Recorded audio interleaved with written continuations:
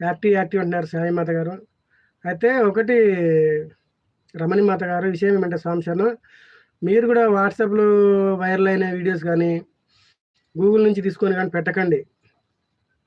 అలా పెట్టారనుకో రీయూజ్డ్ పడుతుంది. ఓకేనా? చూసుకొని రన్ చేయండి ఛానల్. మళ్ళీ ఇన్ని రోజులు కష్టపడిన తర్వాత రీయూజ్డ్ పడితే మనం ఏం చేయలేము. నాది మన అంతే అయింది. రీయూజ్డ్ కంటెంట్ పడింది. నేను ఏం చేశానంటే వాట్సాప్లో ఉన్న వీడియోస్ తీసి మళ్ళీ పెట్టాను. మళ్ళీ ఇంకోటి షార్ట్స్లో పెట్టిన వీడియోస్ మళ్ళీ లాంగ్ వీడియోస్లో పెట్టకండి. నా వీడియోస్ ఓకేనా స్వామి? మీ ఓకే మాత,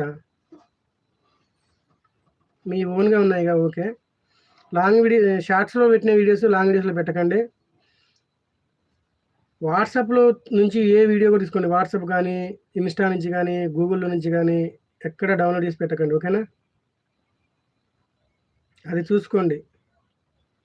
తర్వాత మనం ఒక్క షాటు అలాంటివి వచ్చినా కూడా ఆ స్వామి రీయూజ్డ్ కంటెంట్ వేసాడు ఖచ్చితంగా.